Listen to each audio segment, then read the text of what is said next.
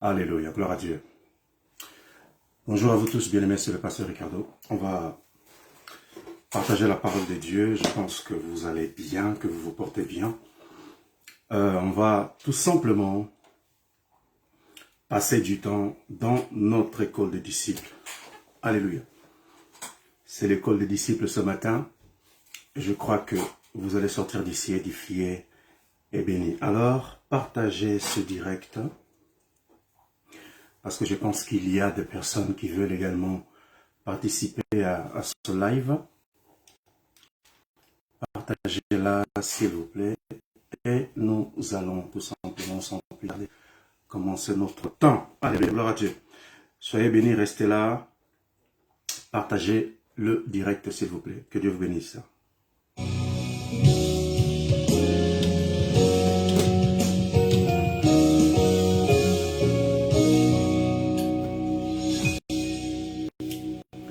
Je bénirai l'Éternel pour tous ses offerts. Sa louange sera toujours dans ma bouche. Je bénirai l'Éternel. Je bénirai l'Éternel pour tous ses offerts. Sa louange sera toujours dans ma bouche. Je bénirai l'Éternel. Partagez, s'il vous plaît. Je bénirai l'Éternel pour tous ses offerts. La louange sera toujours dans ma bouche. Je bénirai l'Éternel. Encore une fois, je bénirai l'Éternel pour tous ses offerts. Sa louange sera toujours dans ma bouche. Je bénirai l'Éternel. Oh mon âme, oh mon âme, bénis l'Éternel. Bénis le Dieu d'amour. Oh mon âme, bénis l'Éternel. Car il t'a fait du bien. J'exalterai l'Éternel pour tous ses offerts. Sa louange sera toujours dans ma bouche. J'exalterai l'Éternel.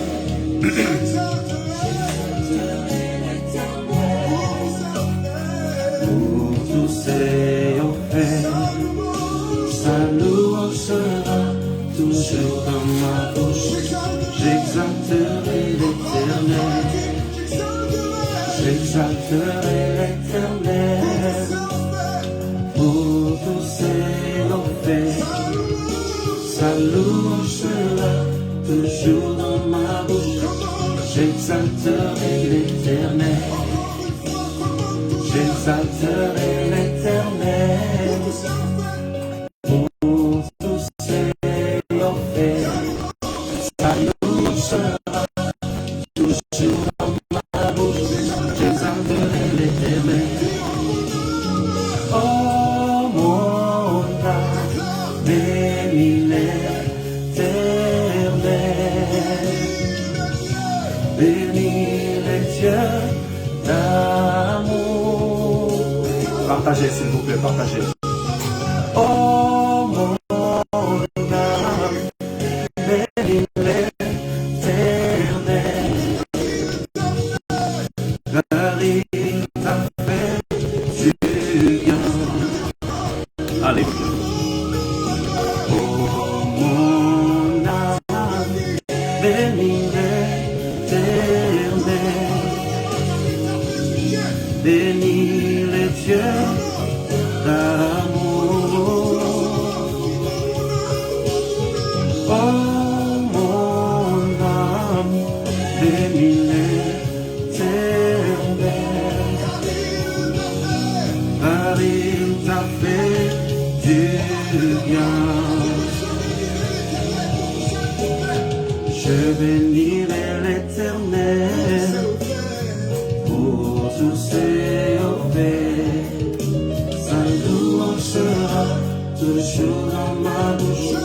Je bénirai l'Éternel. Je bénirai l'Éternel pour tous ses faits. Sa louange sera toujours dans ma bouche.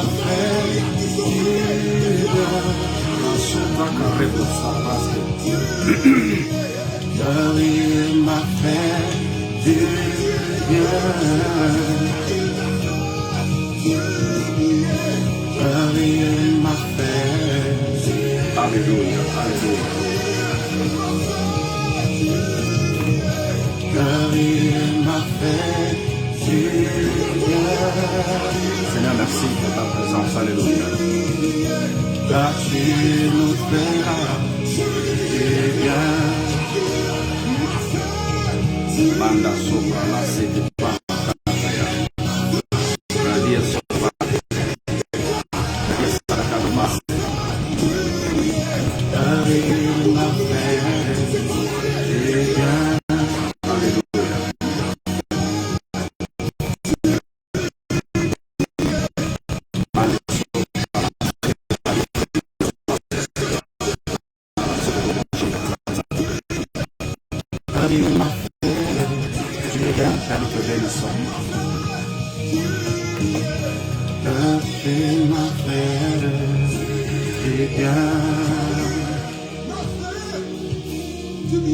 Alléluia. Mande sopra lia calvase. Radia soda calvase. Bradose kadaya sote calicose. Malasa labroski. Bareso la barra sata carabraia. Maraba sota rabraski. Shabradia sote. Gloire à gloire à Dieu, gloire à Dieu. Marabaso, Reka Sakabra, Rosebranda, Rabraso Takarabroski. Gloire à Jésus. Alléluia. Seigneur, merci pour ta présence. Père, nous t'honorons ce matin, nous te rendons toute la gloire. Seigneur, merci pour l'occasion que tu nous accordes ce matin de pouvoir nous présenter devant toi et passer du temps dans ta présence ce matin. Seigneur, je te confie toutes choses. Je prie dans le nom puissant de Jésus que tu touches la vie de mon frère ce matin. Père, que tu viennes nous enseigner. Ta parole déclare que le Saint-Esprit est un enseignant par excellence. Et nous croyons, Père de grâce, que le Saint-Esprit viendra nous enseigner ce matin. Alors je veux tout simplement te rendre toute la gloire. Père, te bénir, t'exalter, te glorifier. Seigneur, merci parce que tu changes la vie de quelqu'un ce matin. Merci parce que tu corriges l'enseignement de quelqu'un ce matin. Père, merci pour le Saint-Esprit qui est là. Merci pour ta main qui va agir. Merci pour la bénédiction de ton nom qui est dans nos vies. Seigneur, nous voulons t'honorer. Nous voulons t'exalter.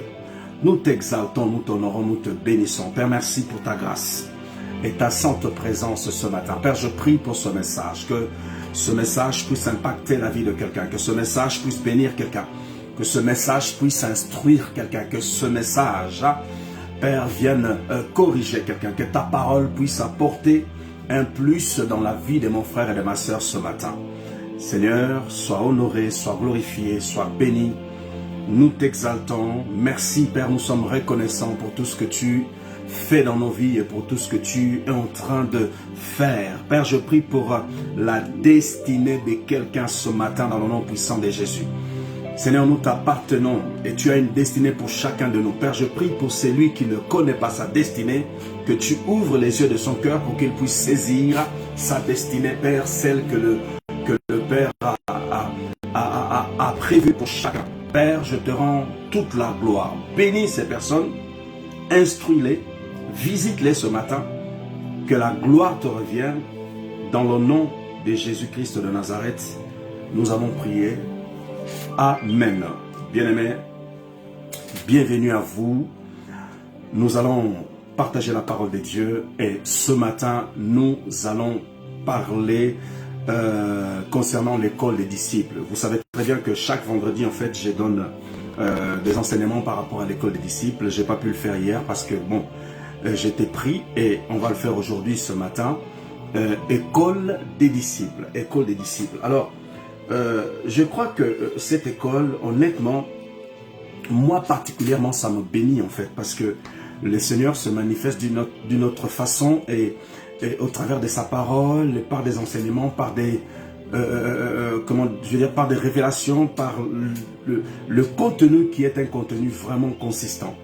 Et en tout cas, je vous encourage lorsque vous avez le temps, le vendredi, assister à mes directs le vendredi, parce que vous allez sortir d'ici édifiés après ce temps que nous allons passer ensemble dans l'école des disciples. C'est vraiment important de suivre ça parce que ça va fortement vous bénir. Alléluia. Alors, bienvenue à chacun de vous dans notre école des disciples. Qu'est-ce que nous allons voir aujourd'hui? Je prends mon temps, ok? Dans l'école des disciples, je prends vraiment mon temps. Je ne vais pas trop vite. Je prends mon temps parce que c'est là où on pose les fondements. Il faut qu'on aille doucement. On aille vraiment doucement. Alors, notre thème d'aujourd'hui est celle-ci. Gloire à Dieu, gloire à Dieu, gloire à Dieu. Gardez les sourires, gardez la joie. Bien aimé, je vous conseille de toujours garder la joie. Toujours garder votre paix. C'est très important. Jésus a dit, je vous donne ma paix, je ne vous donne pas comme le monde donne. Parce que la paix du monde est une paix éphémère. La paix de Jésus est une paix divine. La joie de Christ est une joie divine et la joie du monde est une joie éphémère. La Bible déclare dans le livre des Chrétiens, soyez toujours joyeux, gardez votre joie.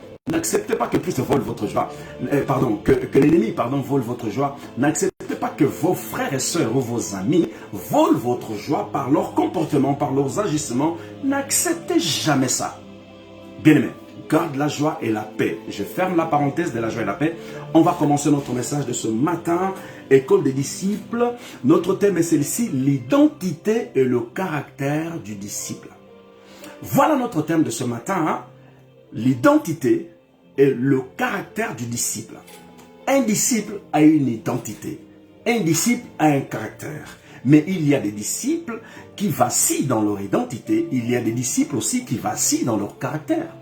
Alors que ton identité doit être stable, fixe. Et ton caractère doit être également stable et fixe. Bien, mais j'ai pris une pièce d'identité, c'est la mienne. Lorsqu'on a une pièce d'identité, disons, lorsqu'on a la nationalité française, une carte française, partout où nous allons dans le monde, on nous demande en fait soit le passeport ou la pièce d'identité pour identifier si vous appartenez à quel territoire. Ok? C'est important. Et le disciple appartient à un territoire, appartient à un pays, appartient à une nation. Pour aller plus loin, je dirais comme ça. Un chrétien ou un homme né de nouveau appartient à un royaume, appartient à un pays, appartient à un endroit. De la même façon que vous et moi, nous appartenons à un pays, et la pièce d'identité ou le passeport identifie que nous appartenons à ce pays. Bon, logiquement, c'est vrai qu'il y a des gens qui vont faire des documents faux ou je ne sais pas, mais logiquement, dans la logique, lorsque vous avez la pièce d'identité d'un pays ou le passeport d'un pays, vous appartenez à ce pays-là. Et nous, les enfants de Dieu, les disciples que vous êtes ou que vous souhaitez être, vous appartenez à un royaume, vous appartenez donc à un territoire, à un pays. Quel est ce territoire? C'est le royaume de Dieu, c'est le royaume de Jésus-Christ de Nazareth. Bien, mais physiquement, nous appartenons, par exemple, pour moi, j'appartiens à la France parce que je suis français, ok? Mais spirituellement, j'ai un autre territoire. Mon territoire spirituel, c'est le royaume de Christ. C'est le royaume de Dieu. Je viens de là et je repars là-bas. C'est pour ça que Jésus a dit, Père, Jésus va dire, donne-moi la gloire que j'avais avant la fondation du monde, avant que je vienne ici. C'est-à-dire que Jésus avait un royaume avant qu'il soit ici. Et vous aviez un royaume avant que vous soyez ici. Ok? Vous appartenez donc à un royaume. Il est donc question de l'identité. La première chose, on va voir l'identité. Deuxième chose, on va voir le caractère du disciple. Alors, je disais que votre identité est dans le royaume. Et je peux même dire que votre identité est cachée en Christ. Votre identité donc est Jésus-Christ de Nazareth. Ok? L'identité du disciple, c'est en réalité l'identité de Christ en vous. Je répète, l'identité du disciple, c'est en réalité l'identité de Christ en vous.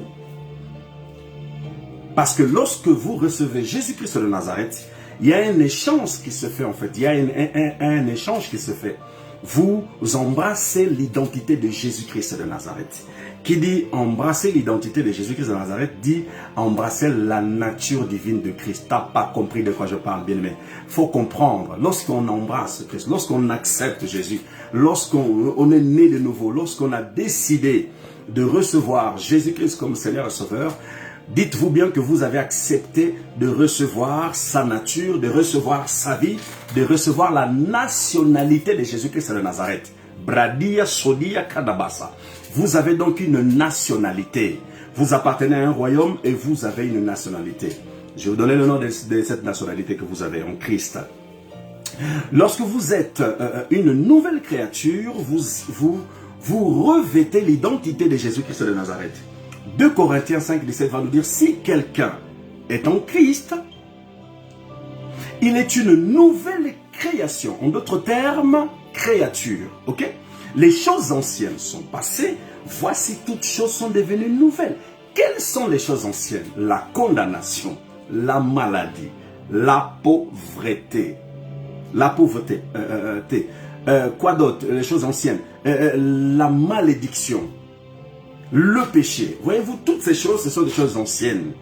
Et lorsque vous êtes une nouvelle création, une nouvelle créature, là il va dire que les choses anciennes sont passées et voici toutes choses sont devenues nouvelles. Nouvelles où? Dans le royaume de Christ. Vous appartenez maintenant au royaume de Jésus. Et vous devez manifester les choses de ce royaume en fait. Ou dirais-je la nature de ce royaume. Lorsqu'on regarde un Français qui va en Afrique, lorsqu'il va parler le français, les gens vont se rendre compte que son français, c'est un français natif, ok, d'un territoire précis qu'est la France. Je donne un exemple. Lorsqu'un Québécois parle français, lorsque quelqu'un qui vient du pays de la francophonie parle le français et un français natif d'ici, vous allez voir la différence. Il y a un peu la différence par rapport au ton, par rapport à leur français en fait. Pourquoi? Parce qu'on va identifier que celui-ci vient d'un des pays d'Afrique francophone et l'autre vient véritablement du territoire français. C'est pas la même chose. On identifie. Et lorsque vous avez la vie de Jésus-Christ de Nazareth, bien aimé, les gens doivent l'identifier. N'ayez pas honte de Christ. Bien aimé, moi, j'ai pas honte de Jésus.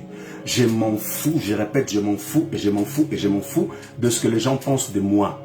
Ce qui m'importe, c'est ce que Dieu pense de moi. Parce que voyez-vous, lorsqu'on va tous mourir, ce n'est pas ton collègue, ton frère, ta soeur, ta mère qui va être devant le tribunal, c'est Jésus-Christ de Nazareth. Tu ne rendras pas d'abord compte à ton père, à ta mère, à ton frère, à ton collègue, à tes potos, je ne sais pas. Non, tu vas rendre compte à Dieu. C'est pour ça qu'il faut plutôt plaire à Dieu avant de plaire aux hommes. Je répète, plaisez d'abord à Dieu. Soyez d'abord en accord avec Dieu. Attachez-vous d'abord à Dieu, bien-aimés. C'est la meilleure chose à faire. Parce que l'homme ne donne pas la vie éternelle. L'homme ne sauve personne. C'est Jésus qui sauve et c'est Jésus qui donne la vie éternelle. Alors, arrangez vos affaires avec Dieu. Bien-aimés, bienvenue à l'école des disciples. Je pense que le message passe bien. Alléluia, gloire à Dieu. Voyez-vous, toutes les choses sont passées et voici, vous êtes une nouvelle créature. Lorsqu'un homme naît de nouveau, Jésus-Christ change son identité. Lorsqu'on parle d'identité ici sur terre, on peut trouver la pièce d'identité dans la vie d'un homme ici. On peut également voir, par exemple, le passeport de cette personne, ok? Parce qu'il est question d'identité. Mais lorsqu'il est question d'identité en Christ, la première pièce d'identité que vous avez, c'est la personne de Jésus-Christ de Nazareth en vous. Parce que c'est un échange. Christ vous a donné sa vie. Et vous avez donné votre vie à Christ. En d'autres termes, la Bible dit que vous êtes mort avec Christ et ressuscité avec lui. Votre ancienne nature a été tuée et Jésus vous a donné une nouvelle nature. Mais cette nouvelle nature est liée avec Christ et attachée à Jésus. Il déclare que celui qui s'attache au Père devient avec lui un seul esprit. Et lorsque vous vous attachez à Christ, vous devenez une seule personne, vous avez une seule nature, brasote, kadia, sotakaya, et il vous donne son esprit pour marcher avec vous tous les jours jusqu'à l'éternité. Il déclare que Jésus va dire, je vous enverrai le Saint-Esprit, je paraphrase, l'Esprit du Père qui viendra sur vous et qui va rester avec vous éternellement. Éternellement, et je répète, éternellement. Ok? Vous êtes donc du royaume de Dieu. Votre identité est une identité du royaume de Jésus-Christ de Nazareth. Votre identité, bien-aimée, est cachée en Christ Jésus. Votre identité est cachée dans le sang de l'agneau. Votre identité est cachée dans le royaume de Christ. La Bible déclare que nous avons été transportés dans le royaume du Fils du Père. Dans son royaume. En d'autres termes, tu es ici-bas, mais ton esprit est dans son royaume, est gardé dans son royaume. Voyez-vous, c'est ce que la Bible déclare, hein? C'est ce que la Bible dit. Qu'il nous a transportés, qu'il nous a prises, donc qu'il nous a emmenés avec lui. Ok? Dans son royaume. C'est pour ça que lorsque vous mourrez, vous quittez la terre, vous allez chez Christ. Vous allez vivre avec Jésus éternellement. Mais il faut bien marcher, hein, frère. Marche bien, il faut bien corriger les choses ici-bas.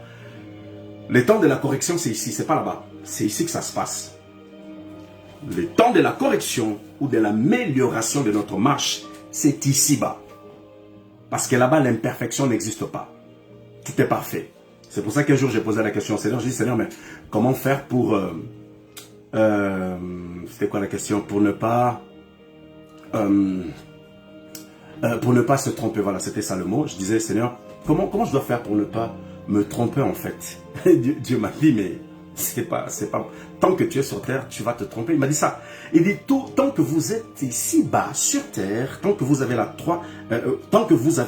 trois dimensions, tu vas forcément te tromper et faire des gaffes.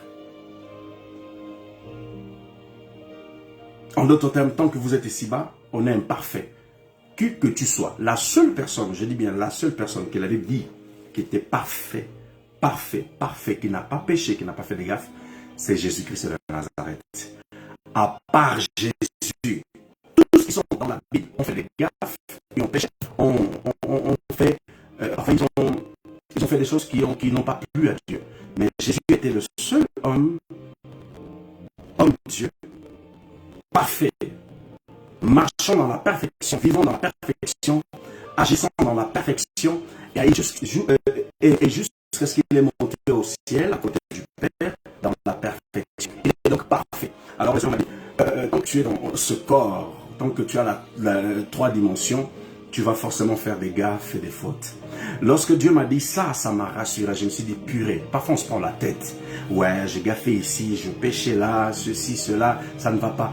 Bien aimé, c'est la vie, c'est la nature humaine. La seule chose que vous devez avoir en vous, en tête, la seule chose que vous devez avoir en tête, c'est de vous améliorer. Parce que vous n'allez jamais trouver des hommes et des femmes parfaits sur terre. C'est de toujours chercher à vous améliorer, à devenir meilleur dans chaque domaine de vos vies. Si vous pensez comme ça, si vous avez cette pensée tout le temps, de m'améliorer dans pas mal de domaines dans votre vie, vous allez voir que vous allez être moins frustré dans la vie. Enlevez ce truc dans la tête en vous disant que ouais, faut que je sois parfait, faut que je sois tout le temps nickel. Arrêtez ça, vous allez vous prendre la tête pour rien.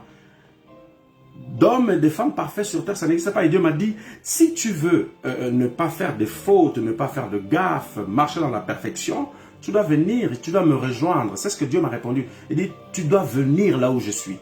Tant que vous êtes sur terre, vous allez gaffer, vous allez faire des fautes, vous allez commettre des choses par, comment je vais dire ça, en fait, vous allez faire vous allez gaffer tout simplement. Vous allez gaffer en fait. Tant que vous êtes sur terre. Et si tu veux la perfection, c'est tu me rejoins. Ah, je dis ok. Voilà, c'est ça en fait. Ok, dites-vous bien, bien aimés, que vous êtes des enfants de Dieu. Pour d'autres, des disciples. Et vous pouvez vous améliorer chaque jour. En d'autres termes, vous pouvez changer les choses chaque jour. Décidez plutôt d'être un homme qui veut s'améliorer. Changez les choses tout le temps. Gardez ça en tête, c'est important. Parce que même ici, la perfection, ça n'existe pas. Lorsqu'on parle de perfection, bien aimé, c'est quelque chose qui n'a pas de défaut. C'est ça la perfection. Et tu ne peux pas être sur terre et ne pas avoir des défauts. Tu ne peux pas être sur terre et ne pas faire gaffe. Tu ne peux pas être sur terre et ne pas... Voyez-vous? Gardez ça en tête. Alors, lorsqu'un homme est né de nouveau, Jésus-Christ change son identité. Alors, on va voir... On est en train de parler de l'identité. On va voir 6 points ou 7 points sur l'identité. Par rapport à l'identité du disciple. Ok? On va voir 7 points. Non. Merci Seigneur. Merci Jesus. On va voir 7 points. Premier point. Ou numéro 1 tout simplement.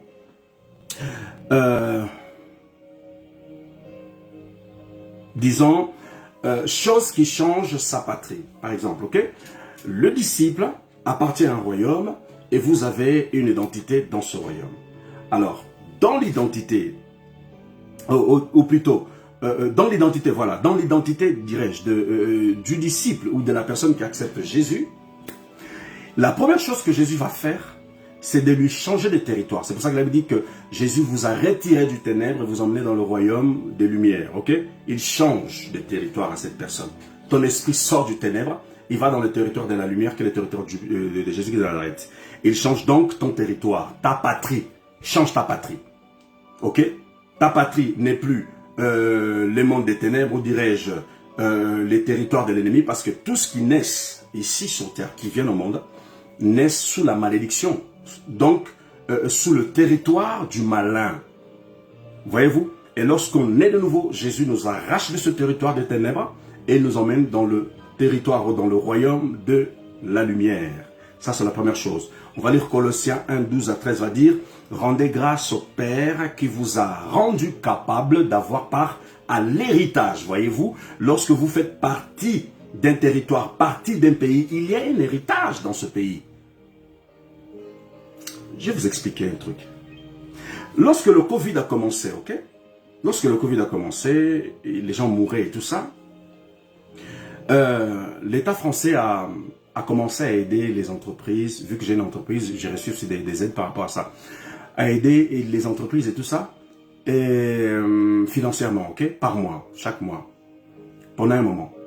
Et j'ai dit, mais Seigneur, l'État français aide les entreprises. Mais cet argent vient d'où? Est-ce que ça ne va pas ruiner les finances de la France? Vous savez qu'est-ce que Dieu m'a répondu? Il m'a dit, c'est leur droit. C'est ce que Dieu m'a dit. Il m'a dit, et j'ai dit, Seigneur, explique-moi. Non, pas droit. Il a dit, c'est leur devoir. C'est le devoir. C'est le devoir de la nation française ou c'est le devoir du président. Je dis, Seigneur, explique-moi comment ça, c'est le devoir de la nation française. Voyez-vous, écoutez ce que Dieu m'a dit. Dieu m'a dit ceci. Il m'a dit, de la même façon que moi, je suis votre père, je prends soin de vous, le père de la nation doit prendre soin de vous. Et il est allé plus loin. Il a dit, parce que dans chaque territoire sur terre, il a dit, sur terre, dans chaque pays, j'ai mis des richesses au sous-sol. Il a dit, dans chaque pays, j'ai mis des richesses. Ça, c'est Dieu qui m'ouvre les yeux, m'explique en fait. J'ai mis en fait, dans chaque nation, j'ai mis des richesses. Et le gérant de ces richesses, c'est souvent le père de la nation. Le père de la nation, c'est qui? C'est le président de la République. Il m'a dit, en fait, c'est leur devoir, ils doivent faire ça. En d'autres termes, ce que Dieu voulait me dire là, c'est quoi? Ce que chaque enfant ou chaque membre d'une nation doit être nourri par la nation. Parce que Dieu a déjà mis des richesses là-dedans. En Afrique, on voit des pays qui ont de l'or, du pétrole, du diamant, plein de choses en fait. Et ici en France, ils ont aussi leurs richesses en fait. Dieu m'a dit, hein, dans chaque nation, j'ai enfoui des richesses au sol. Et c'est ces richesses-là qui doivent nourrir la population. Mais sauf qu'on est arrivé dans un temps bizarre que même l'État nous demande encore des choses, ils taxent et surtaxent les habitants de leur pays, alors que ça devrait être le contraire. C'est eux qui devaient donner des trucs aux enfants du pays. Ça, c'est Dieu qui m'a éclairé par rapport à ça. Et il m'a dit, tu sais où ils mettent vos argents? En fait, lorsque vous appartenez à une nation, le père doit vous nourrir en fait. Il doit vous donner l'argent. Dieu m'a dit, mais les richesses que j'ai données pour les peuples, pour mon peuple, pour l'homme en fait, pour l'homme de chaque nation, il a dit, cet argent-là, vous ne le voyez pas. Pourquoi? Parce que ils mettent ça dans la technologie et dans les armements. C'est ça que Dieu m'a dit. C'est pas un scientifique qui m'a expliqué ça. C'est le Saint-Esprit qui m'a enseigné ce truc. Il m'a dit, l'argent qui appartient aux enfants d'une nation, cet argent, l'État en poste ou en place préfère créer des armes, des bombes pour être plus fort devant les autres pays, préfère mettre ça dans la technologie pour être plus compétitif et costaud en fait. Voyez-vous où l'argent va? Je ferme cette parenthèse, c'était juste pour vous éclairer. On est en train de parler du royaume, c'est Prali Calvas, et l'identité du disciple. Le disciple. Ah Seigneur. Ok, première numéro 1. La première chose qui change, c'est... Ah, Jesus. Merci, Saint-Esprit. La première chose qui change sur l'identité du disciple, je vous ai dit, c'est le territoire. Lorsqu'on accepte Christ et tout ça, lorsque le Seigneur nous retire du territoire du monde de ténèbres et tout ça.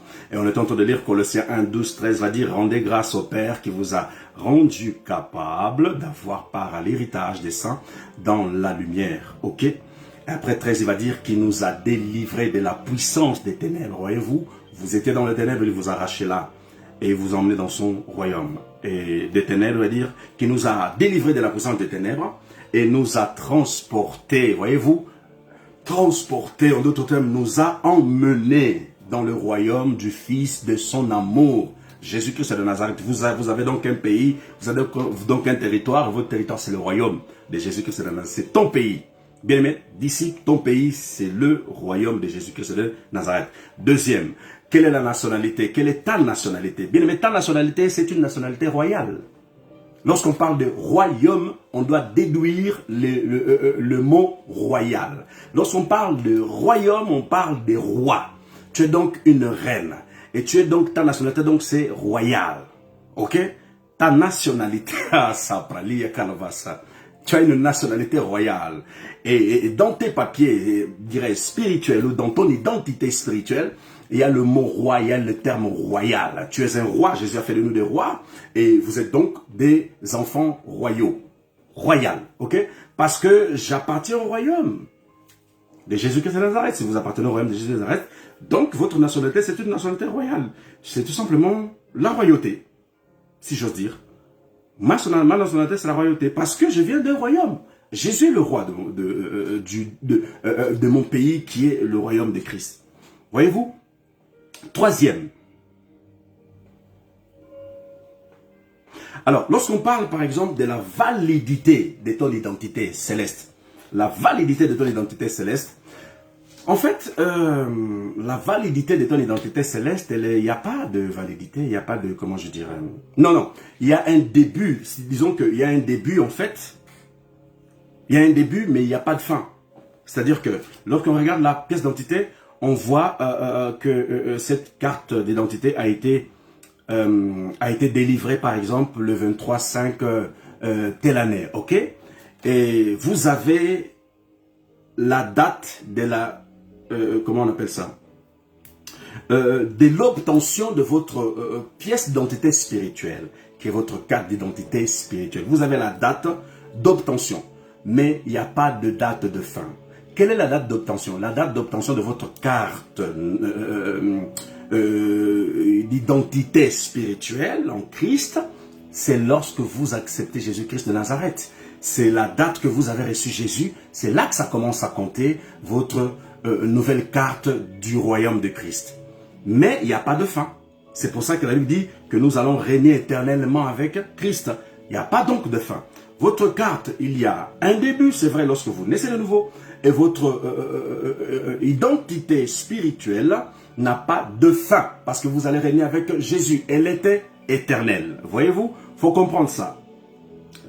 4.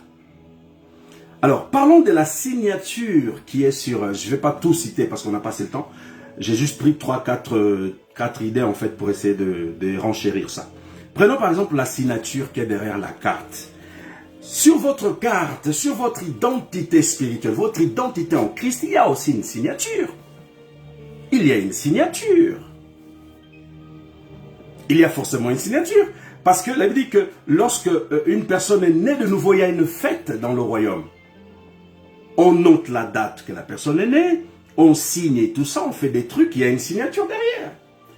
Et je peux même dire que la signature de la préfecture céleste, on parle de la préfecture ci-bas, terrestre, mais il y a aussi une préfecture céleste. Je dis ça comme ça, okay?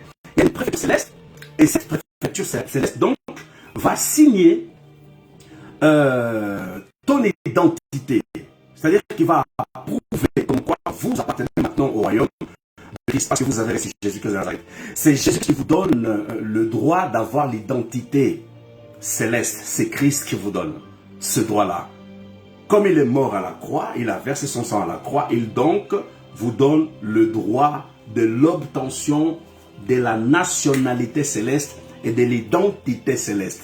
Ta nationalité, c'est tout simplement une nationalité qui vient du royaume de Jésus-Christ de Nazareth. Tu es donc royal. Ok? C'est ça. On ne va pas trop s'étaler sur ça. Il est question de l'identité du disciple en Christ. La chose que vous devez retenir là-dessus, c'est que votre identité vient de Christ. Votre identité vous a été donnée par Christ. Vous l'avez reçue à cause de l'œuvre achevée de Jésus-Christ de Nazareth à la croix. Vous êtes donc des enfants et des fils qui ont l'identité de Christ en eux. Mais cette identité que vous avez en Christ, bien-aimés, il y a aussi des devoirs, des choses à faire. Il y a aussi des interdits. J'ai dit, il y a des devoirs et des interdits dans l'identité que vous avez. Par exemple, en ayant l'identité de Christ, c'est interdit de vivre dans le péché, de marcher dans le péché. Un exemple.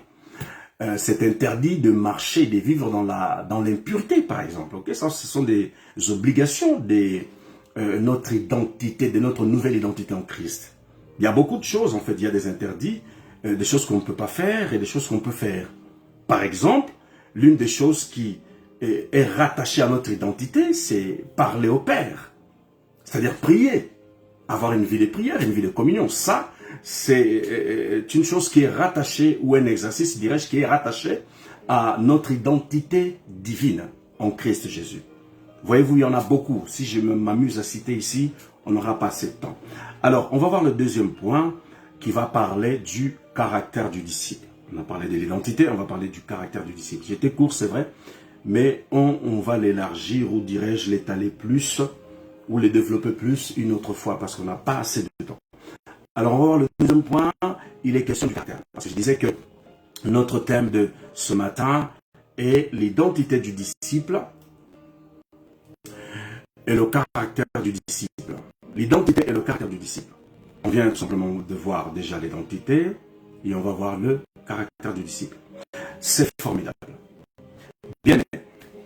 Par rapport au caractère du disciple, c'est encore autre chose. Une chose est recevoir l'identité, une autre chose est de manifester les caractères de cette identité. Alors, je prends encore un exemple. Si vous êtes français, j'ai donné un exemple tout à l'heure, si vous êtes français, la première chose que vous devez faire, c'est déjà parler le français. Vous n'allez pas me dire que vous êtes français et vous ne parlez pas français, c'est juste bizarre. Première chose. Deuxième chose, il y a des droits en France, par exemple l'école c'est gratuit à un certain âge, et par exemple il y a beaucoup de choses en fait qui sont gratuites, par exemple la santé aussi, on ne paye pas, il y a beaucoup de choses comme ça, ok, qui sont gratuites et qui font que vous bénéficiez de cela parce que vous appartenez à cette nation qu'est la France. Mais concernant l'identité du royaume de Christ, nous parlons du caractère du disciple. Le caractère du disciple, en fait, c'est tout simplement la nature de Jésus. C'est ça son caractère. Parce que avant de recevoir Jésus-Christ de Nazareth, vous aviez votre caractère. Et parfois, certaines personnes ont un très bon caractère et d'autres ont des mauvais caractères. Mais le caractère de Jésus est unique. Et son caractère, nous devons le manifester ou la manifester chaque temps. En fait, chaque jour, chaque année, chaque mois, on doit s'exercer à manifester la nature qui est le caractère de Christ. J'espère que je me suis fait comprendre en fait. J'ai dit, le caractère du disciple est tout simplement la nature divine de Jésus-Christ de Nazareth en toi. Si la nature de Jésus-Christ de Nazareth n'est pas en toi, tu ne pourras pas manifester le caractère d'un disciple. Tu ne peux pas. Ce n'est pas possible. Les disciples qui étaient avec Jésus-Christ de Nazareth ont manifesté la nature de Jésus parce qu'ils ont passé du temps avec Christ, ils ont accepté Jésus, ils ont marché avec lui, ils ont appris des choses. Ils ont donc reproduit à leur tour ce que Jésus faisait en fait. Ils ont affiché ça. Et lorsque vous avez Jésus-Christ de Nazareth, votre caractère est greffé à la nature de Jésus-Christ de Nazareth et votre caractère est transformé par le caractère de Jésus-Christ. C'est pour ça que nous devons ressembler à Jésus-Christ de Nazareth tout le temps. Chercher à ressembler à Christ dans le parler, dans le comportement, dans l'amour, dans tout en fait. Ok? C'est vraiment important. Alors, c'est quoi le caractère du disciple? C'est quoi le caractère du disciple? Je vous disais tout à l'heure, le caractère du disciple, c'est tout simplement avoir la nature de Christ en soi. Je répète, le caractère du disciple, c'est tout simplement avoir la nature de Christ en soi. C'est important. Alors, le caractère de Christ, c'est sa nature divine. Ou dirais-je, le caractère du disciple doit être rattaché à la nature divine de Jésus-Christ de Nazareth.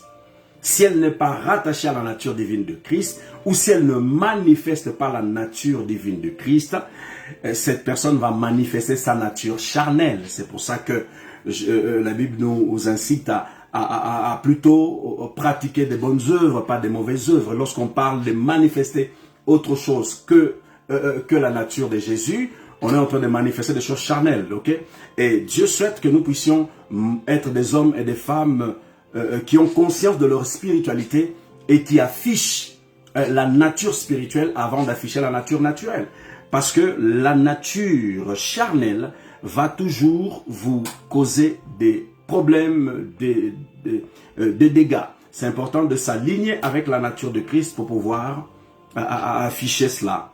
J'ai dit, lorsque vous m'entendez parler de nature, il est question du caractère. N'oubliez pas, je disais que le caractère du disciple est rattaché à la nature, où est la nature divine de Christ.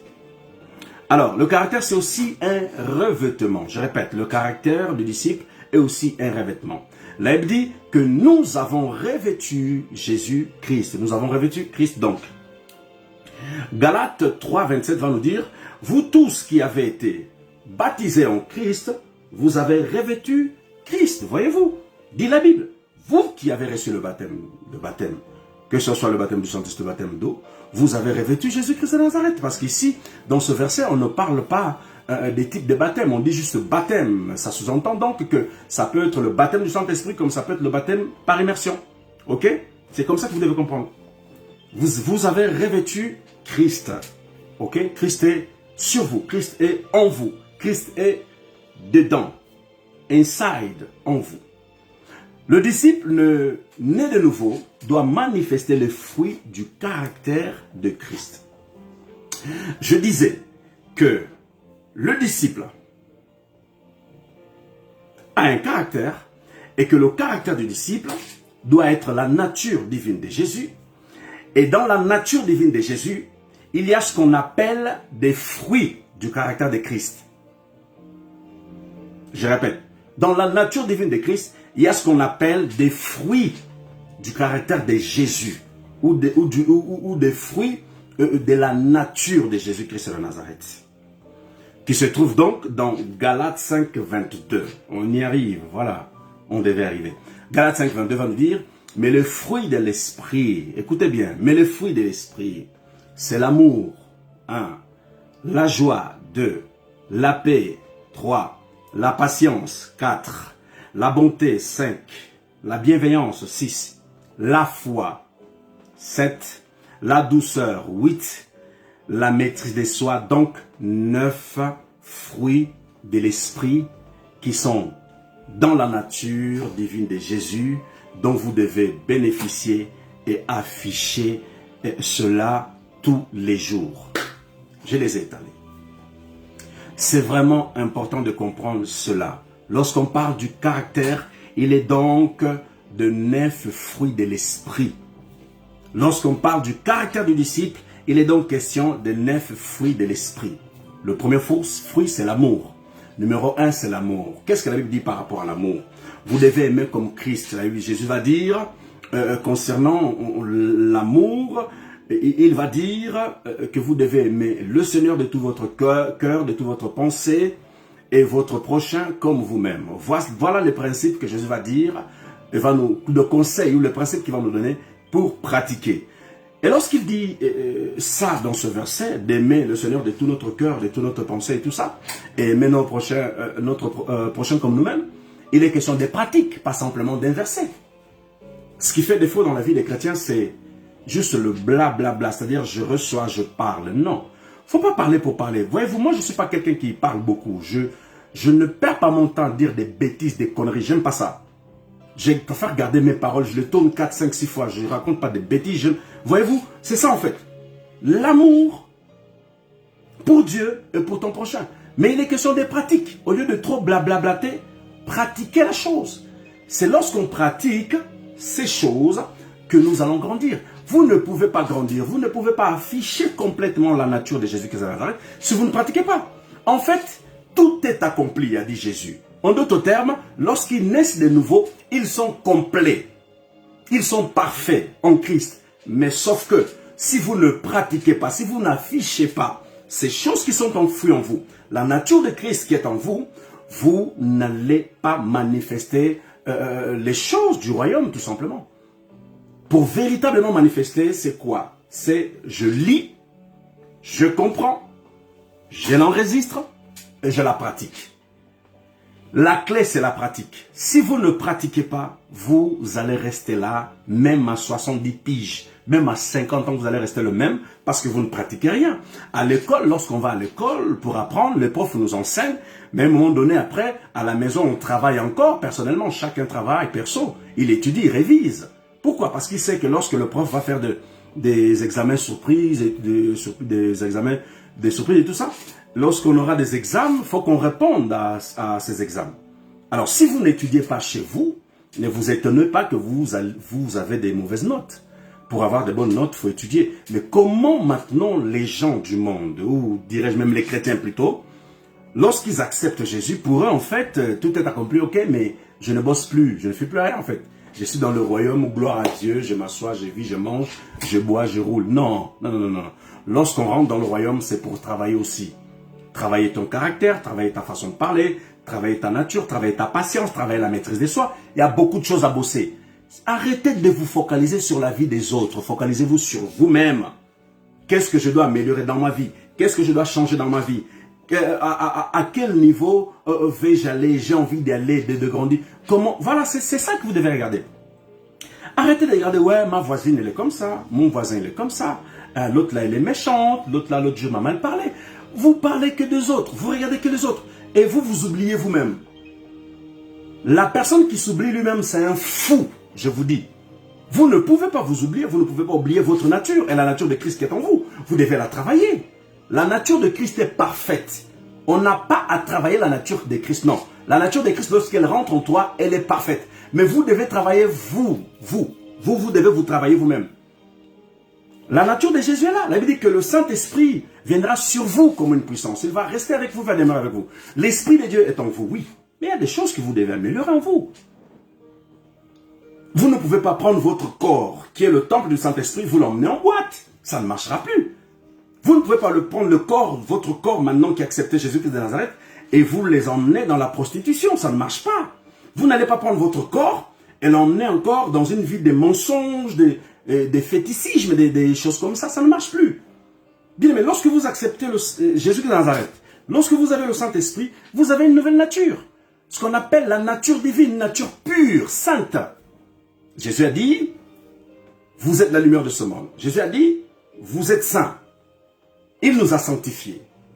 Comment Christ va te sanctifier, te positionne comme un saint, un homme sanctifié, lavé, et tu vas encore te salir? Non. Bien-aimé, écoutez, la vie chrétienne, c'est une décision. Je répète, la vie chrétienne, c'est une décision que tu prends. Lorsqu'on a Christ en nous, c'est parce qu'on a décidé d'avoir Jésus. C'est important donc d'être conscient que la vie chrétienne, c'est une décision. Vous prenez une décision et vous confessez devant les gens et devant Dieu que vous acceptez Jésus comme Seigneur et Sauveur. Si aujourd'hui je me retrouve là en train de vous prêcher, c'est parce que dans la maison de mes parents, il y a eu une personne qui a ouvert la porte de ces choses de Jésus, en fait. C'était ma mère. Ma mère, à l'époque, était intercesseuse dans son église. Il y a très longtemps, moi, j'étais un gamin, quoi. Voyez-vous? Et elle a ouvert la porte de la grâce de Dieu sous le toit de son foyer. Et parmi ses enfants, le Seigneur a décidé de toucher un pour apporter l'évangile. C'est pour ça qu'à chaque fois, je me place ici pour parler des dieux, en fait. Vous devez juste savoir que lorsque vous avez la nature de Jésus-Christ de Nazareth, vous devez manifester les fruits de cette nature. Dont la première, ou le premier que j'étais en train de dire, c'est l'amour. Vous devez aimer les autres. Aimer les autres. Et aimer Dieu par-dessus tout. Deuxième, la joie. On est en train de parler des fruits de la nature de Christ, que cette nature qui doit être le caractère du disciple. Je répète, la nature de Christ doit transformer le caractère du disciple. Doit impacter la nature, ou le caractère, pardon, du disciple. C'est très important. La joie, il va dire dans 1 Corinthiens, dans le livre de Corinthiens, pardon, soyez toujours joyeux. Lorsqu'on regarde l'histoire de Christ, on voit que Jésus était toujours joyeux. Et la joie, bien aimé, la joie, vous devez décider de l'avoir et de la manifester. Si vous ne décidez pas de manifester la joie tous les jours, quelqu'un d'autre viendra le voler. Parce que la Bible déclare dans Jean 10 que le voleur ne vient que pour dérober, égorger et tuer. Satan vient que pour dérober, égorger et tuer. Et le plan du diable, c'est quoi? C'est de voler votre joie. Comment? Par vos amis, au travers de vos amis, dirais-je, au travers de vos fils, même vos enfants, au travers de vos frères et sœurs, au travers des circonstances, en fait. Lorsqu'on vole la joie de quelqu'un, ce n'est pas un démon qui vient pour voler votre joie d'abord, non. Ils agissent au travers d'un homme qui va vous saouler, va vous énerver, va vous prendre la tête et va toucher votre joie. Il faut décider de ne pas se faire voler la joie, de ne pas laisser quiconque toucher votre joie. Gardez-la fraîchement et libérez-la chaque jour. C'est important. La Bible dit qu'un cœur joyeux est un bon remède. Si votre cœur n'est pas joyeux, il va tomber malade. Et qui donnera le remède à ce cœur? Votre cœur donc a besoin d'un remède. Quel est le remède de votre cœur ou de vos problèmes dans le cœur? C'est la joie. La joie restaure aussi, la joie guérit aussi. À part la parole de Dieu, à part la main de Dieu, à part la personne de Jésus qui est en Nazareth, la joie restaure. Garde la joie, bien-aimé, garde la joie. Ça, c'est le numéro 2. Numéro 3, la paix. La paix. On est en train de dire, on est en train de parler de 9 fruits que le caractère du disciple doit manifester. C'est très important. C'est très important. Nous sommes la paix. Je vais dire, je laisse ma paix, je ne veux pas comme le monde donne. Voyez-vous, Jésus va nous dire, je vous laisse ma paix. Et à chaque fois que Jésus va envoyer les disciples, il va dire, dites, lorsque vous arrivez, dites que la paix rentre chez vous, que la paix du Seigneur soit chez vous. Parce que Jésus savait que lui-même, il était la paix. Et que c'était très important d'avoir la paix. Lorsque vous n'avez pas la paix, bien aimé, sachez que derrière ça, il y a des actions sataniques. Je répète, lorsque vous n'avez pas la paix à l'intérieur de vous, lorsque vous n'avez pas la paix de vous, lorsque vous n'avez pas la paix dans votre foyer, sachez que le diable est en train d'agir. Vous devez garder la paix, vous devez garder la paix. C'est dans les guerres, dans les conflits que l'ennemi opère. Là où il y a la paix, il a du mal à opérer. Voyez-vous, un foyer qui est rempli de paix, Satan aura du mal à opérer parce qu'ils sont joyeux, ils s'entendent, ils se comprennent, tu vois, ils se supportent, ils ont la patience et tout ça. Et lorsqu'il y a ça, l'ennemi a du mal à pénétrer pour agir. Mais lorsqu'il n'y a pas de paix, il pénètre pour détruire, pour diviser, pour causer des problèmes. Vous devez identifier ces choses. Lorsque vous voyez ces choses comme ça, vous priez. Alors, Philippiens 4:7 va dire, « Et la paix de Dieu qui surpasse toute intelligence. » Voyez-vous, l'homme pense qu'il est très intelligent, mais Dieu dit que ma paix surpasse l'intelligence, dirais-je même humaine. Gardera vos cœurs et vos pensées en Christ. La paix donc garde votre cœur. Si vous n'avez pas de paix, votre cœur sera sans garde, sans protection. Et Satan va vous tabasser. Là, pardon, il y a beaucoup, mais on ne va pas trop citer parce que j'ai vraiment pas le temps là. On va finir dans 5 minutes. J'ai dit l'amour, la joie, la paix, et la patience, la bonté, la bienveillance, la foi, la douceur, la maîtrise de soi. La patience, Jésus va dire, soyez patients les uns envers les autres. Vous devez pratiquer ça, vous devez exercer ça. La patience, c'est pareil. Vous devez être patient vis-à-vis de la vie des autres, vis-à-vis de la croissance des autres, vis-à-vis de l'avancement des autres. Soyez patient. Ne soyez pas quelqu'un qui pousse les gens, qui n'a pas de patience. Priez au Seigneur, demandez au Seigneur qu'il vous remplisse de patience. La bonté, 5. La bonté. Jésus était rempli de bonté. Et son souhait est que chacun de nous, nous puissions être remplis de bonté. Quelle bonté? La bonté divine, la bonté des dieux. La bonté humaine, c'est une bonté hypocrite. La bonté des dieux, la divine, c'est une bonté extraordinaire. La bonté divine ne regarde pas les défauts. La bonté humaine regarde les défauts. La bonté, je répète, divine ne regarde pas les défauts ou les problèmes. La bonté humaine regarde les défauts. Un homme ou une femme qui vous côtoie va souvent vous juger en fonction de certaines imperfections, certaines choses que vous avez. Ça, c'est une bonté, ou dirais-je, un amour, une amitié fausse. Ok? Mais la bonté divine de Dieu ne regarde pas tous ces paramètres. Jésus, lorsqu'il est mort à la croix de Golgotha, il n'a pas regardé ta saleté, ton impureté, ta vie de débauche, ta vie de voleur, ta vie de menteur. Jésus n'a pas regardé ça. Il n'a pas regardé ta tête si elle était grosse ou petite. Il n'a pas regardé tes jambes si elles étaient grosses ou petites. Non. Jésus a regardé le cœur, a regardé les âmes, a regardé le Père. Il a dit, je dois les aimer tels qu'ils sont. Je dois donc mourir à la croix. Parce que j'ai décidé de les sauver. Voyez-vous, à part l'amour, la bonté, remplie de bonté. Il y avait cette dame qui avait une perte de sang pendant 12 ans. Elle va venir derrière Jésus. Elle va se dire en elle-même, si je puis tout simplement toucher le vêtement de Jésus, je serai guéri. Elle s'est dit ça par la foi. Elle est allée, elle a touché les vêtements de Christ. Jésus a dit, mais qui m'a touché? Les disciples ont dit, mais Seigneur, toi aussi. Il y a beaucoup de gens ici, tu dis qui t'a touché. Tu vois pas la foule qui te presse là? Jésus a dit, non, il y a quelqu'un qui m'a touché. Parce que j'ai senti une puissance me quitter. À cause de la bonté. Et cette dame a été délivrée de la stérilité. A été délivrée de cette malédiction de 12 ans qu'elle, cette maladie, ce problème qu'elle portait pendant 12 ans. Elle a été délivrée. Et lorsque la femme va venir devant Jésus, va dire, Maître, c'est moi. Jésus va dire, ta foi t'a sauvé, va en paix. Va en paix. Elle est allée. Elle est sortie de la guérie. Bien aimé, lorsque tu rencontres Christ, Christ chamboule ta vie, transforme ta vie, change ta vie. Ok? La bonté.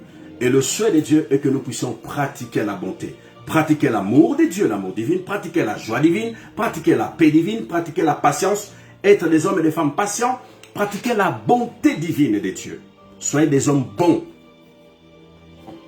Qui prennent part de la vie des plus faibles, en fait. Des situations des gens qui sont plus faibles. 6. La bienveillance. Es-tu bienveillant vis-à-vis des autres? Es-tu bienveillant vis-à-vis de tes enfants? Es-tu bienveillant vis-à-vis de tes frères et sœurs? Es-tu bienveillant vis-à-vis de ton conjoint, de ta conjointe? Bien-aimé, change. Ton caractère peut changer. Tu peux décider dès aujourd'hui de manifester la vraie nature de Jésus-Christ de Nazareth. Cela est possible, je répète, cela est possible si seulement vous décidez, ou vous décidez, de pratiquer les choses. C'est une décision. Lorsqu'on parle de l'amour, de la joie, de la paix, de la patience, de la bonté, de la bienveillance, de la foi, la douceur, la maîtrise de soi, bien aimé, c'est une décision. Tu décides de vivre comme ça, tu décides de marcher comme ça. Mais si tu ne décides rien, rien ne se passe. Bien aimé, tu as décidé d'aller travailler pour gagner de l'argent, n'est-ce pas? Décide aussi de marcher dans l'amour, de marcher dans la paix, de marcher dans la joie. Décide aussi de marcher par la patience ou avec une grande patience. Une bonté, la bienveillance décidée. C'est une décision. Je disais tout à l'heure que pour être enfant de Dieu, on décide. En d'autres termes, tout dans la vie, c'est une question de décision. Là où vous êtes aujourd'hui, vous vous trouvez aujourd'hui, peu importe dans quel état, dans quelle situation, c'est parce que dans le passé, vous avez décidé quelque chose. Si aujourd'hui, je suis ici devant vous, à vous parler, à vous enseigner la parole de Dieu, c'est parce que j'ai embrassé l'évangile de Christ, c'est parce que j'ai décidé de servir Dieu. C'est une décision, frère. Ce n'est pas, oh non, non, non, non, je me lève le matin, je me trouve, je me réveille, je ne sais pas quoi. Non, non, non, c'est une décision. Tu dois décider. Tu décides. La vie, elle est une question de décision. Vous devez décider. Soit tu décides de devenir sorcier, soit tu décides de devenir un chrétien, soit tu décides de devenir un catcheur, devenir un footballeur. C'est tout ça là, tout ce qu'il y a dans le monde. C'est une question de décider. C'est une question de décision. Et moi, ma décision, c'était celle-ci. De accepter Jésus-Christ comme Seigneur et Sauveur et de marcher avec lui et de prêcher l'évangile de Dieu, de Jésus-Christ de Nazareth. C'est une décision louable. Bien aimé, décidez de bonnes choses, faites de bonnes décisions. Et l'une des décisions que vous devez prendre, vous qui aspirez au disciple, vous qui aspirez à marcher dignement avec Dieu, bien aimé, l'une des choses, c'est l'amour, la joie, la paix, la patience, la bonté. Décidez de marcher dans la bonté, c'est-à-dire d'être un homme rempli de bonté vis-à-vis des autres, d'être bienveillant vis-à-vis des autres. Parlons de la foi, elle dit que la foi vient de ce qu'on entend vient de la parole de Dieu. Vous avez la foi, elle dit que vous avez la mesure de foi en vous. Que vous soyez chrétien, païen, vous avez une foi à l'intérieur de vous. Mais sauf que les gens mettent leur foi dans d'autres choses. Au lieu de, comment dirais-je, de bien mirer, c'est-à-dire de bien mettre leur foi au service de Dieu, ils vont mettre leur foi au service d'autre chose. Certaines personnes, au lieu de mettre leur foi au service de la parole de Dieu, au service de Jésus de Nazareth, vont prendre leur foi, ils vont mettre au service d'autre chose. Des choses qui n'ont rien à voir avec la parole de Dieu. C'est important. La foi, ce qu'on entend vient de la parole de Dieu. Elle veut dire, sans elle, hors sans la foi, nous ne pouvons pas être agréables à Dieu. Vous devez donc manifester votre foi. En d'autres termes, travaillez votre foi. Si vous ne la travaillez pas, elle ne grandira pas. Et la foi de Dieu grandit par la parole de Dieu, grandit par des événements ou comment dirais-je ça, ou des expériences spirituelles. Elle grandit de là, par la parole et par des expériences spirituelles en fait. Ok? C'est pour ça qu'il est important d'être au poste, pour servir le Seigneur, pour faire grandir votre foi. 8. La douceur. Bon. pendant que je parle de la douceur, le Seigneur est en train de me montrer en fait certaines personnes qui sont mariées, qui parlent mal à leur mari, et d'autres qui parlent mal à leur femme. Et d'autres même sont arrogants. En fait, lorsqu'ils parlent avec une arrogance, avec une qualité. Bien-aimé, il n'y a que Dieu qui peut restaurer ça. Jésus peut faire de toi un homme doux. Jésus peut t'emmener à la douceur. Mais vous pouvez prier, vous dites Seigneur, j'ai du mal à être doux. J'ai prié que tu restaures, que tu fasses de moi un homme et une femme douce, ou un homme doux. Ok, la maîtrise de soi, c'est pareil. Les gens aiment s'emporter facilement. Lorsqu'il y a un problème, ils s'emportent. On a frappé son frère ou sa sœur, le gars sort dehors, enlève sa chemise et veut se battre avec la personne. On appelle ça des pulsions bizarres. Et la maîtrise de soi, il faut dialoguer avec les gens, dialoguer. Soyez calme, soyez posé. Et la maîtrise, Bien aimé, on va prier parce qu'on n'a pas vraiment assez du temps. Là, j'ai déjà pris beaucoup votre temps. En tout cas, merci d'avoir été là et écouté ce message. Je vais prier pour vous par rapport à ce qu'on vient de voir, par rapport à l'identité et le caractère du disciple. Père, je prie dans le nom puissant de Jésus pour ces personnes qui ont suivi ce message. Seigneur, je prie pour ceux qui ont soif de ta parole, que ta parole continue à vraiment croître dans leur esprit, dans leur cœur. Père, que ces personnes qui ont besoin d'un changement concernant les 9 fruits, Seigneur, Père, de la nature de Christ, qui se rattachent à leur caractère. Père, je prie que tu les aides à travailler cela pour qu'ils puissent aller de l'avant. Père, je viens te confier chacune. Je prie dans le nom puissant de Jésus, que ceux qui en ont besoin, que le sang de Jésus qui les arrête, le couvre, le protège, les garde, Seigneur, partout où ils y vont. Seigneur, merci pour ta miséricorde, merci pour ta bonté dans la vie de mon frère et de ma soeur. Père, je prie pour la croissance de chacun et de chacune. Tu m'as dit, Seigneur, oh Père, cette année, c'est l'année de l'élargissement de leur esprit. C'est l'année de l'élargissement de leur esprit. Et Père, je prie que cette année, leur esprit soit élargi au travers de ces enseignements, au travers de cette école des disciples. Père, je te rends toute la gloire, je te bénis. J'ai dit que la main puissante de Jésus-Christ vient agir dans la vie de mon frère et de ma soeur. Père, que tu viennes également résoudre les problèmes de ces personnes qui ont financière par rapport à la santé, par rapport à la paix, la joie. Que tu remplisses leur cœur de paix et de joie dans le nom puissant de Jésus-Christ de Nazareth. Père, en notre âme, j'ai pris que tu viennes régner dans le cœur de chacun, dans le foyer de chacun, dans la vie de chacun, dans le nom de Jésus-Christ de Nazareth. Seigneur, nous te bénissons, nous t'honorons. C'est dans le nom de Jésus que nous avons prié. Amen. Bien-aimés, j'ai passé un moment formidable avec vous. Honnêtement, j'ai vraiment passé un moment formidable avec vous, en ma compagnie. Je vous souhaite une très bonne journée de ce samedi. Que la grâce de Dieu le Père, la communion du Saint-Esprit soit avec vous tout au long de ce week-end. Que Dieu vous bénisse, que l'amour de Christ vous accompagne. Et je vous dis à très bientôt, Bye bye.